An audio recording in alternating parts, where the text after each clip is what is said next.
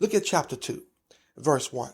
And you had he quickened who were dead in trespasses and sins, where in time past ye walked according to the course of this world, according to the prince of the power of the air, the spirit that now worketh in the children of disobedience, among whom also we all had our conversation in times past in the lusts of our flesh, fulfilling the desires of the flesh and of the mind, and were by nature the children of wrath, even as others.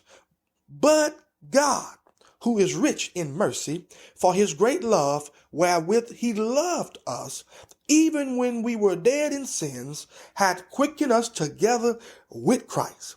By grace ye are saved, and had raised us up together, and made us sit together in heavenly places in Christ Jesus, that in the ages to come he might show the exceeding riches of his grace in his kindness toward us through Jesus Christ.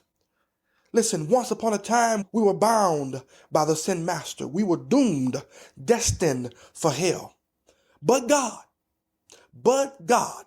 who is rich in mercy, came on the scene of death and doomness with his mercy and brought about our radical change. He saved us. He redeemed us. He filled us with his precious spirit and placed us into his family.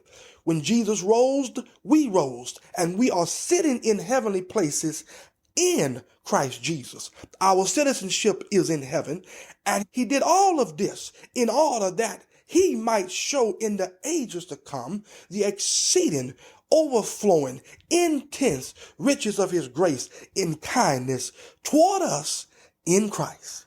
Oh, that's enough to give God praise forever. My God, my God. Look at verse number 8. For by grace are ye saved through faith, and that not of yourselves. It is the gift of God, not of works, lest any man should boast. Listen, we received salvation by God's grace through faith. We had nothing to do with it. It was a gift from God the Father to us, leaving no room for anyone to boast. God did it all. Verse number 10. For we are his workmanship, created in Christ Jesus unto good works, which God had before ordained that we should walk in them.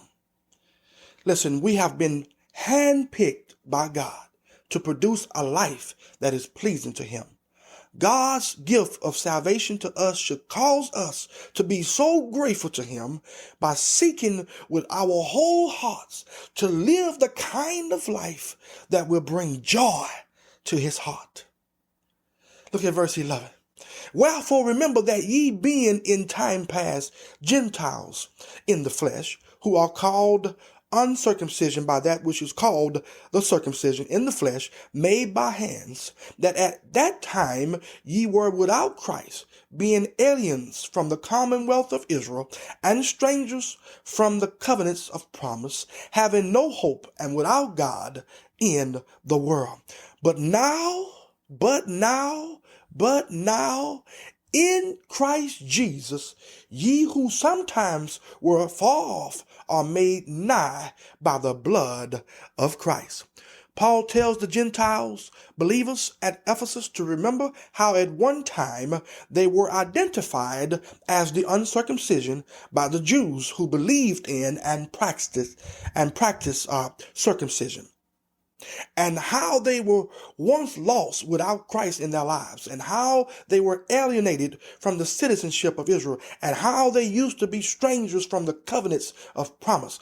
God had made certain promises to the nation Israel that he did not make with any other nation. And he reminds them how they used to be without hope and without God in the world. That was then, but this is now.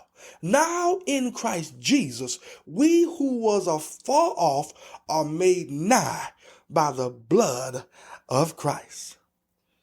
Oh, that's good news. Look at verse number 14. For he is our peace, who had made both one, and had broken down the middle wall of partition between us, having abolished in his flesh the enmity, even the law of commandments contained in ordinances, For to make in himself of twain one new man, so making peace, and that he might reconcile both unto God in one body by the cross, having slain the enmity thereby, and came and preached peace to you which were afar off, and to them that were nigh.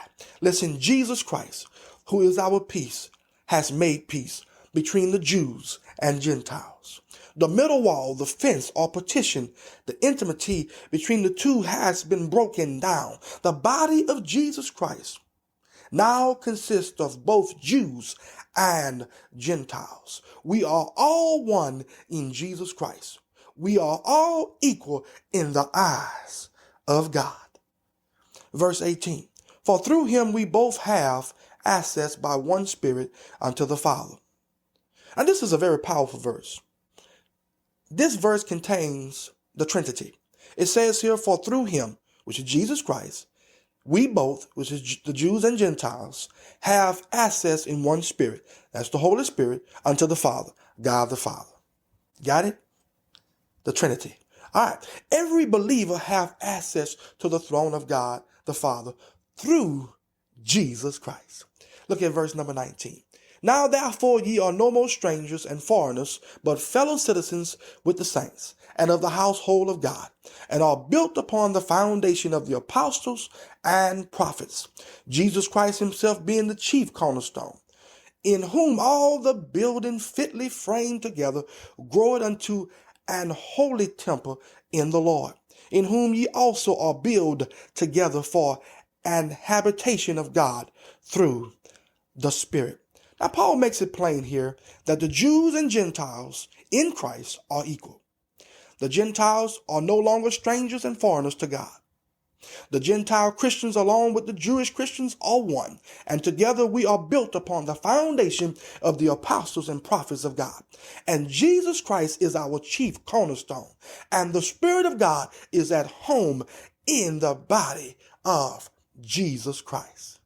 Oh, glory to God, glory to God.